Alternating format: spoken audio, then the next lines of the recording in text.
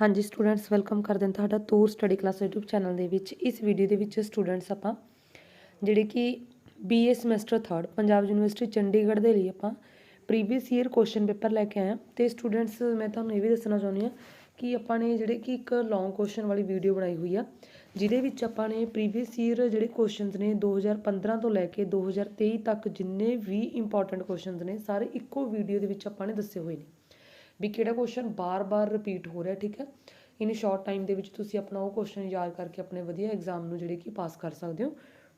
ਉਹ ਵੀਡੀਓ ਦਾ ਮੈਂ link comment box ਦੇ ਵਿੱਚ ਦੇ ਦੂੰਗੀ। ਇਸ ਦੇ ਵਿੱਚ ਆਪਾਂ ਪ੍ਰੀਵੀਅਸ ਈਅਰ ਕੁਐਸਚਨ ਪੇਪਰ ਕਰਾਂਗੇ। ਹਾਂਜੀ, ਇਹ ਹੈ 2023 ਵਾਲਾ ਤੇ ਜਿਹੜੇ ਸਟੂਡੈਂਟਸ ਉਹਦੇ ਵਿੱਚ ਕੁਐਸਚਨਸ ਕਰਵਾਏ ਹੋਏ ਨੇ ਮੈਂ ਉਹ ਵੀਡੀਓ 'ਚ ਉਹਦੇ 'ਚ ਇੰਗਲਿਸ਼ ਮੀਡੀਅਮ 'ਚ ਵੀ ਨੇ। ਓਕੇ, ਹਾਂਜੀ, ਸਭ ਤੋਂ ਪਹਿਲਾਂ ਜਿਹੜੇ ਕਿ ਹੈਗੇ ਨੇ ਸੰਖੇਪ ਉੱਤਰਾਂ ਵਾਲੇ ਪ੍ਰਸ਼ਨ। ਭਾਰਤ ਇੱਕ ਧਰਮ ਨਿਰਪੱਖ ਰਾਜ ਹੈ ਕਿਵੇਂ? ਸਿੰਗਲ ਸਿਟੀਜ਼ਨਸ਼ਿਪ ਤੋਂ ਤੁਹਾਡਾ ਕੀ ਭਾਵ ਆ? ਭਾਰਤ ਵਿੱਚ ਸੰਘਵਾਦ ਦੀ ਕੀ ਲੋੜ ਸੀ? ਪ੍ਰਸਤਾਵ ਦੇ ਅਨੁਸਾਰ ਭਾਰਤ ਦਾ ਸਰੂਪ ਕੀ ਹੈ? ਭਾਰਤ ਦੀ ਅਧਿਕਾਰਿਕ ਭਾਸ਼ਾ ਕਿਹੜੀ ਹੈ? ਤੇ ਅੱਗੇ ਹੈ ਸ਼ੋਸ਼ਣ ਵਿਰੁੱਧ ਅਧਿਕਾਰ ਤੋਂ ਕੀ ਭਾਵ ਹੈ? ਧਾਰਾ 32 ਦੇ ਦਿਨ ਕਿੰਨੀਆਂ ਰਿਟਾਂ ਜਾਰੀ ਕੀਤੀਆਂ ਜਾ ਸਕਦੀਆਂ ਨੇ? ਨਿਰਦੇਸ਼ਕ ਸਿਧਾਂਤਾਂ ਦਾ ਕੀ ਸਰੂਪ ਹੈ? ਰਾਸ਼ਟਰਪਤੀ ਦਾ ਚਾਰ ਕਾਰਜਕਾਰੀ ਸ਼ਕਤੀਆਂ। ਕੇਂਦਰੀ ਮੰਤਰੀ ਪਰਿਸ਼ਦ ਦਾ ਕਾਰਜਕਾਲ। ਪ੍ਰਧਾਨ ਮੰਤਰੀ ਨਿਯੁਕਤੀ ਕਿਵੇਂ ਕੀਤੀ ਜਾਂਦੀ ਹੈ? ਤੇ ਅੱਗੇ ਹੈਗਾ ਰਾਜ ਸਭਾ ਦੇ ਵਿੱਤੀ ਸ਼ਕਤੀਆਂ। ਰਾਜਪਾਲ ਦੇ ਪਦ ਲਈ ਲੋੜੀਂਦੀਆਂ ਯੋਗਤਾਵਾਂ। ਰਾਜ ਵਿਧਾਨ ਸਭਾ ਦੀ ਰਚਨਾ। ਮੰਤਰੀ ਮੰਡਲ ਦਾ ਗਠਨ ਕਿਵੇਂ ਕੀਤਾ ਜਾ ਸਕਦਾ? ਨੈਕਸਟ ਹੈ ਯੂਨਿਟ ਫਸਟ ਦੇ ਵਿੱਚ ਭਾਰਤ ਸੰਵਿਧਾਨ ਦੀ ਪ੍ਰਸਤਾਵਨਾ ਦੀ ਆਲੋਚਨਾਤਮਕ ਜਾਂਚ ਜਾਂ ਹੈਗਾ ਕੇਂਦਰ ਤੇ ਰਾਜਾਂ ਵਿਚਕਾਰ ਵਿਧਾਨਿਕ ਤੇ ਪ੍ਰਸ਼ਾਸਨਿਕ ਸੰਬੰਧ। ਵੈਸੇ ਮੈਂ ਤੁਹਾਨੂੰ ਦੱਸਿਆ ਕਿ ਇਹ ਤੁਸੀਂ ਪਾਰਟ ਏ ਦੇ ਵਿੱਚੋਂ ਜਾਂ ਤਾਂ ਭਾਰਤ ਸੰਵਿਧਾਨ ਦੇ ਵਿਸ਼ੇਸ਼ਤਾਵਾਂ ਵਾਲਾ ਕੁਐਸਚਨ ਇੱਕ ਤੇ ਇੱਕ ਕੇਂਦਰ ਤੇ ਰਾਜਾਂ ਵਿਚਕਾਰ ਸੰਬੰਧਾਂ ਵਾਲਾ, ਇਹਦੇ 'ਚ ਤੁਹਾਨੂੰ ਇੱਕ ਕੁਐਸਚਨ ਆਰਾਮ ਨਾਲ ਮਿਲ ਜੂਗਾ। ਸੈਕਿੰਡ ਹੈਗਾ ਮੌਲਿਕ ਅਧਿਕਾਰਾਂ ਦਾ ਸਰੂਪ ਮਹੱਤਵ ਦੱਸਣਾ ਜਾਂ ਰਾਜ ਦੇ ਨੀਤੀ ਦੇ ਨਿਰਦੇਸ਼ਕ ਸਿਧਾਂਤ।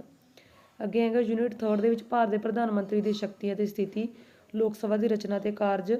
ਯੂਨਿਟ 4 ਦੇ ਵਿੱਚ ਹੈਗਾ ਮੁੱਖ ਮੰਤਰੀ ਦੀ ਭੂਮਿਕਾ ਦੇ ਵਿੱਚ ਹੀ ਇਹਦੇ ਕਾਰਜ ਆ ਜਾਣਗੇ।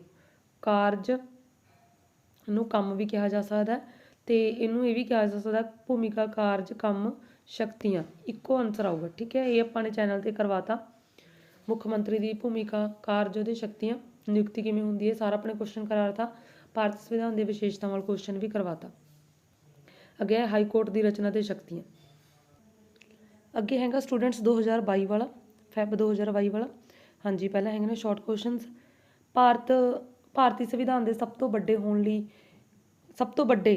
ਹੋਣ ਲਈ ਜ਼ਿੰਮੇਵਾਰ ਕੋਈ ਚਾਰ ਕਾਰਕ ਲਿਖਣੇ ਨੇ ਕਿ ਭਾਰਤੀ ਸੰਵਿਧਾਨ ਸਭ ਤੋਂ ਵਿਸ਼ਾਲ ਹੈ, ਇਹਦੇ ਕੀ ਕਾਰਨ ਨੇ? ਵੱਡਾ। ਭਾਰਤ ਇੱਕ ਗਣਰਾਜ ਹੈ ਕਿਵੇਂ? ਭਾਰਤ ਵਿੱਚ ਸੰਘਵਾਦ ਦੀ ਕੀ ਲੋੜ ਸੀ? ਸਮਕਾਲੀ ਸੂਚੀ ਤੋਂ ਤੁਹਾਡਾ ਕੀ ਮਤਲਬ ਹੈ?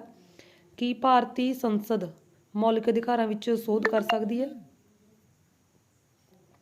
ਨੈਕਸਟ ਹੈਗਾ ਸਮਕਾਲੀ ਸੂਚੀ ਤੋਂ ਤੁਹਾਡਾ ਕੀ ਭਾਵ ਹੈ, ਕੀ ਮਤਲਬ ਹੈ? ਕੀ ਭਾਰਤੀ ਸੰਸਦ ਮੌਲਿਕ ਅਧਿਕਾਰਾਂ ਵਿੱਚ ਸੋਧ ਕਰ ਸਕਦੀ ਹੈ? ਪਰਦੇਸੀ ਲੋਕਾਂ ਨੂੰ ਕਿਹੜੇ ਬੁਨਿਆਦੀ ਅਧਿਕਾਰਾਂ ਤੋਂ ਇਨਕਾਰ ਨਹੀਂ ਕੀਤਾ ਜਾਂਦਾ? ਬੁਨਿਆਦੀ ਅਧਿਕਾਰ ਹੁੰਦੇ ਨੇ ਮੂਲ ਅਧਿਕਾਰ। ਠੀਕ ਹੈ, ਰਾਈਟਸ, ਫੰਡਾਮੈਂਟਲ ਰਾਈਟਸ। ਤੇ ਕੱਖਾ ਹੈਗਾ ਭਾਰਤ ਦੇ ਸੰਵਿਧਾਨ ਵਿੱਚ ਸ਼ਾਮਲ ਕੋਈ ਚਾਰ ਬੁਨਿਆਦੀ ਕਰਤੱਵ। ਤੇ ਅੱਗੇ ਹੈਗਾ ਬੁਨਿਆਦੀ ਕੀ ਹੋ ਗਏ? ਮੁੱਢਲੇ। ਠੀਕ ਹੈ, ਰਾਜਨੀਤੀ ਦੇ ਨਿਰਦੇਸ਼ਕ ਸਿਧਾਂਤਾਂ ਤੋਂ ਤੁਹਾਡਾ ਕੀ ਮਤਲਬ ਹੈ? ਰਾਸ਼ਟਰਪਤੀ ਦੇ ਕੋਈ ਚਾਰ ਵਿਧਾਨਿਕ ਸ਼ਕਤੀਆਂ। ਕੈਬਨਿਟ ਤੇ ਮੰਤਰੀ ਪਰਿਸ਼ਦ ਵਿਚਕਾਰ ਕੋਈ ਚਾਰ ਅੰਤਰ। ਲੋਕ ਸਭਾ ਦੀ ਰਚਨਾ ਤੇ ਪੂਰਕ ਅਨੁਦਾਨ ਤੋਂ ਤੁਹਾਡਾ ਕੀ ਮਤਲਬ ਹੈ? ਨਿਆਇਕ ਸਮੀਖਿਆ ਤੋਂ ਤੁਹਾਡਾ ਕੀ ਮਤਲਬ ਹੈ? ਤੇ ਆਪਾਂ ਇੱਕ ਵੀਡੀਓ ਦੇ ਵਿੱਚ ਇਹ ਵੀ ਲੈ ਕੇ ਆਵਾਂਗੇ ਤੁਹਾਨੂੰ ਸਾਰੇ ਛੋਟੇ ਕੁਐਸਚਨ ਕਵਰ ਕਰਵਾਏ ਜਾਣ। ਠੀਕ ਹੈ, ਵਿਦ ਆਨਸਰਸ। ਰਾਜਪਾਲ ਦੇ ਵਿੱਤੀ ਸ਼ਕਤੀਆਂ। ਮੁੱਖ ਮੰਤਰੀ ਦੀ ਨਿਯੁਕਤੀ ਕਿਵੇਂ ਹੁੰਦੀ ਹੈ? ਤੇ ਤੁਹਾਡਾ ਇੰਗਲਿਸ਼ ਦਾ ਆਲ ਟੌਪਿਕਸ ਅਪਲੋਡ ਨੇ ਇੰਗਲਿਸ਼ ਦੇ। ਠੀਕ ਹੈ, ਸਿਰਫ ਓਨਲੀ ਗ੍ਰਾਮਰ ਪਾਰਟ ਰਹਿੰਦਾ, ਉਹ ਆਪਾਂ ਨੇ ਜਲਦ ਅਪਲੋਡ ਕਰ ਦੇਣਾ।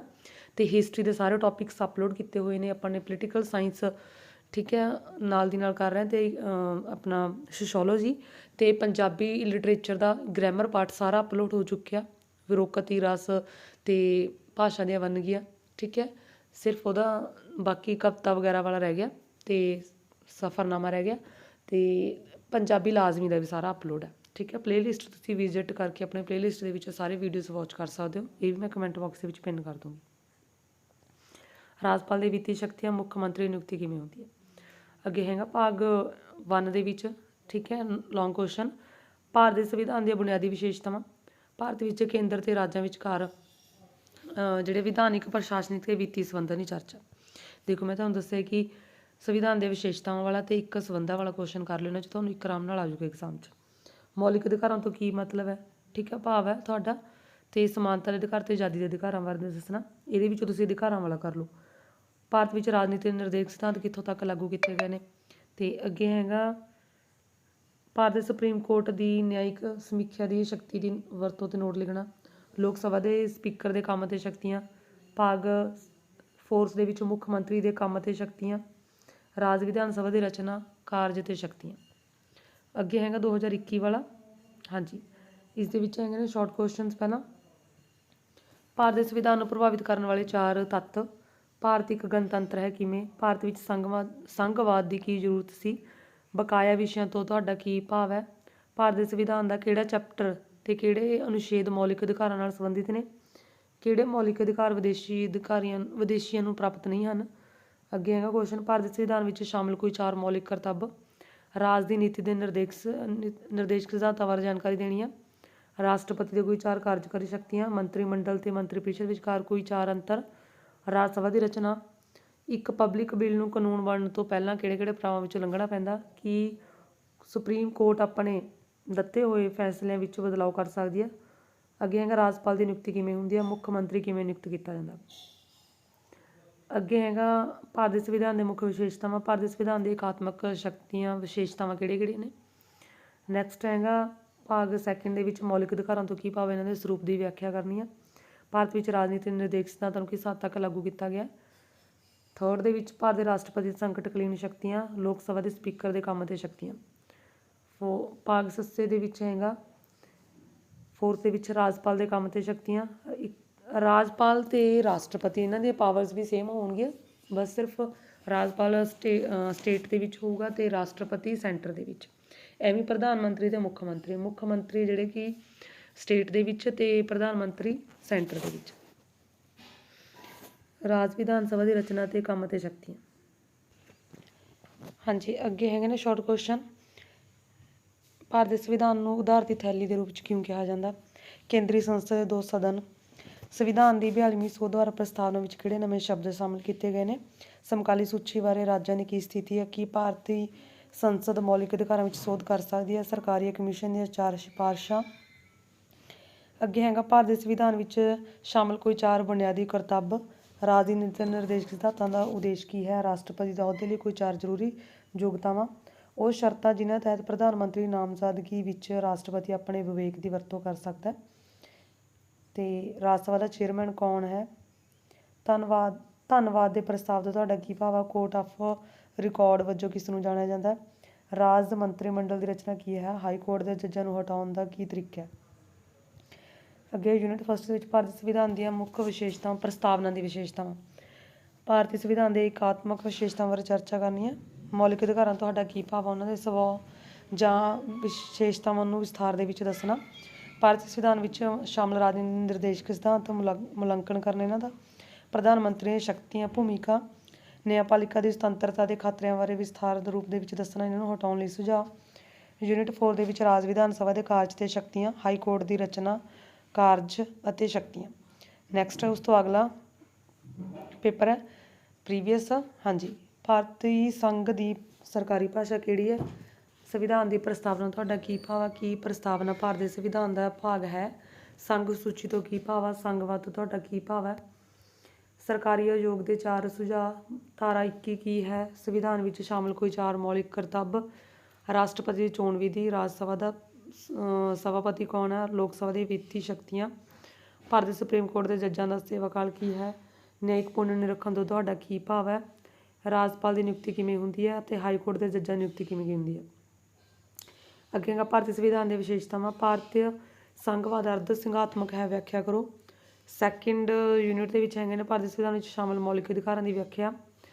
ਮੌਲਿਕ ਅਧਿਕਾਰ ਤੇ ਰਾਜਨੀਤੀ ਨਿਰਦੇਸ਼ਕ ਸਿਧਾਂਤਾਂ ਵਿੱਚ ਅੰਤਰ। ਯੂਨਿਟ 3 ਦੇ ਵਿੱਚ ਮਿਲੀ ਜੁਲੀ ਸਰਕਾਰ ਦੇ ਵਿੱਚ ਪ੍ਰਧਾਨ ਮੰਤਰੀ ਦੀਆਂ ਸ਼ਕਤੀਆਂ। ਵੈਸੇ ਸੇਮ ਹੀ ਹੋਊਗਾ ਇਹ ਕੁਐਸਚਨ, ਠੀਕ ਹੈ। ਪ੍ਰਧਾਨ ਮੰਤਰੀ ਦੀਆਂ ਸ਼ਕਤੀਆਂ ਤੇ ਸਥਿਤੀ ਦੱਸਣੀ ਆ, ਮਤਲਬ ਕਿ ਉਹਦੀਆਂ ਸ਼ਕਤੀਆਂ। ਅੱਗੇ ਹੈ ਭਾਰਤ ਸੁਪਰੀਮ ਕੋਰਟ ਦੀ ਬਣਤਰ, ਸ਼ਕਤੀਆਂ ਤੇ ਕਾਰਜਾਂ ਦੀ ਵਿਆਖਿਆ। ਫੋਰਥ ਯੂਨਿਟ ਦੇ ਵਿੱਚ ਹੈ ਰਾਜਪਾਲ ਦੀ ਨਿਯੁਕਤੀ ਕਿਵੇਂ ਹੁੰਦੀ ਹੈ, ਇਹਦੀਆਂ ਸ਼ਕਤੀਆਂ ਤੇ ਸਥਿਤੀ। ਭਾਰਤ ਵਿੱਚ ਰਾਜ ਦੇ ਮੁੱਖ ਮੰਤਰੀ ਦੀਆਂ ਸ਼ਕਤੀਆਂ ਦੀ ਸਥਿਤੀ। ਨੈਕਸਟ ਪੇਪਰ ਹੈ ਅੱਗੇ ਸਿੰਗਲ ਸਿਟੀਜ਼ਨਸ਼ਿਪ ਤੋਂ ਕੀ ਭਾਵ ਹੈ। ਭਾਰਤ ਦੀ ਰਿਪਬਲਿਕਨ ਪ੍ਰਕਿਰਤੀ ਕੀ ਹੈ। ਭਾਰਤੀ ਸੰਵਿਧਾਨ ਦੇ 4 ਏਕਾਤਮਕ ਵਿਸ਼ੇਸ਼ਤਾਵਾਂ। ਯੂਨੀਅਨ ਸੂਚੀ ਵਿੱਚ ਕਿੰਨੇ ਵਿਸ਼ੇ ਸ਼ਾਮਲ ਨੇ। ਰਾਜ ਦੀ ਸੰਵਿਧਾਨਿਕਤਾ ਤੋਂ ਤੁਹਾਡਾ ਕੀ ਭਾਵ ਹੈ। ਧਾਰਾ 32 ਦੀ ਕੀਮਤ ਆ। ਸਟੇਟ ਪਾਲਿਸੀ ਦੇ ਕੋਈ 4 ਲਿਬਰਲ ਨਿਰਦੇਸ਼ਕ ਸਿਧਾਂਤ ਲਿਖਣੇ ਨੇ। ਧਾਰਾ 352 ਅਧੀਨ ਰਾਸ਼ਟਰੀ ਐਮਰਜੈਂਸੀ ਦੇ ਕੋਈ 4 ਪ੍ਰਭਾਵ। ਮੰਤਰੀ ਮੰਡਲ ਤੇ ਮੰਤਰੀ ਪਰਿਸ਼ਦ ਵਿਚਕਾਰ 3 ਅੰਤਰ। ਪਹਿਲੀ ਸੰਵਿਧਾਨਿਕ ਸੋਧ ਦੀ ਮਹੱਤਤਾ। ਰਾਜ ਸਭਾ ਦੇ ਮੈਂਬਰਾਂ ਦੇ 2 ਏਕਾਧਿਕਾਰ ਲਿਖਣੇ ਨੇ। ਅੱਗੇ ਹੈਗਾ ਹੰਗ ਸੰਸਦ ਤੋਂ ਕੀ ਭਾਵ ਹੈ। ਭਾਰਤ ਦੇ ਕੰਸੋਲੀਡੇਟਿਡ ਫੰਡ ਅਤੇ ਭਾਰਤ ਦੇ ਅਚਨਚੇਤੀ ਫੰਡ ਦੇ ਵਿੱਚ ਅੰਤਰ। ਜੁਡੀਸ਼ੀਅਲ ਰਿਵਿਊ ਤੋਂ ਕੀ ਭਾਵ ਹੈ। ਹਾਈ ਕੋਰਟ ਦੀਆਂ ਹੇਠਲੀਆਂ ਅਦਾਲਤਾਂ ਨਿਗਰਾਨੀ ਕਿਵੇਂ ਕਰਦਾ। High court. ਭਾਰਤ ਦੇ ਸੰਵਿਧਾਨ ਦੀਆਂ ਪ੍ਰਸਤਾਵਨਾ ਦੇ ਮੁਲਾਂਕਣ ਕਰਨਾ। ਪ੍ਰਸਤਾਵਨਾ ਦਾ ਕੇਂਦਰ ਤੇ ਰਾਜਾਂ ਵਿੱਚ ਸੰਬੰਧ ਤੁਸੀਂ ਦੇਖ ਸਕਦੇ ਹੋ ਕਿਹੜੇ ਕਿਹੜੇ ਬਾਰ-ਬਾਰ ਰਿਪੀਟ ਹੋ ਰਹੇ ਨੇ। ਬੁਨਿਆਦੀ ਹੱਕ ਕੀ ਨੇ। ਬੁਨਿਆਦੀ ਹੱਕ ਮਤਲਬ ਕਿ ਜਿਹੜੇ ਕਿ ਆਪਣੇ ਮੁੱਢਲੇ ਅਧਿਕਾਰ। ਸੰਵਿਧਾਨਿਕ ਸੋਧਾਂ ਦੇ ਰਾਜਨੀਤਿਕ ਨਿਰਦੇਸ਼ਕ ਸਿਧਾਂਤਾਂ ਦੀ ਉਹਨਾਂ ਦੀ ਅਮਲ ਕਰਨ ਨਾਲ ਚਰਚਾ ਮਤਲਬ ਕਿ ਨਿਰਦੇਸ਼ਕ ਸਿਧਾਂਤਾਂ ਬਾਰੇ ਦੱਸਣਾ। ਯੂਨਿਟ 3 ਦੇ ਵਿੱਚ ਪ੍ਰਧਾਨ ਮੰਤਰੀ ਦੀ ਸ਼ਕਤੀਆਂ ਸਥਿਤੀ। ਭਾਰਤੀ ਸੰਸਦ ਦੀਆਂ ਸ਼ਕਤੀਆਂ ਤੇ ਭੂਮਿਕਾ ਮਤਲਬ ਕਿ ਯੂਨਿਟ 3 ਦੇ ਵਿੱਚੋਂ ਤੁਸੀਂ ਅਗਰ ਪ੍ਰਧਾਨ ਮੰਤਰੀ ਵਾਲਾ ਟੌਪਿਕ ਕਰ ਲਓ ਠੀਕ ਹੈ। ਅਤੇ ਇੱਕ ਰਾਜਪਾਲ ਪ੍ਰਧਾਨ ਮੰਤਰੀ ਅਤੇ ਰਾਸ਼ਟਰਪਤੀ ਵਾਲਾ ਯੂਨਿਟ 3 ਦੇ ਵਿੱਚੋਂ। 4th ਦੇ ਵਿੱਚੋਂ ਮੁੱਖ ਮੰਤਰੀ ਅਤੇ ਰਾਜਪਾਲ ਵਾਲਾ ਕਰ ਲਓ। ਉਹਨਾਂ 'ਚੋਂ ਪੱਕਾ ਆ ਜਾਣਾ ਤੁਹਾਨੂੰ ਕੁਐਸਚਨ ਇੱਕ। ਮੰਤਰੀ ਪਰਿਸ਼ਦ ਦੀ ਨਿਯੁਕਤੀ ਅਤੇ ਸ਼ਕਤੀਆਂ। ਰਾਜ ਵਿਧਾਨ ਸਭਾ ਦੀ ਬਣਤਰ ਅਤੇ ਸ਼ਕਤੀਆਂ। ਸੋ ਇਹ ਤੁਹਾਡੇ ਕੁਐਸਚਨਸ ਨੇ ਪ੍ਰੀਵੀਅਸ ਪੇਪਰਸ। ਥੈਂਕਸ।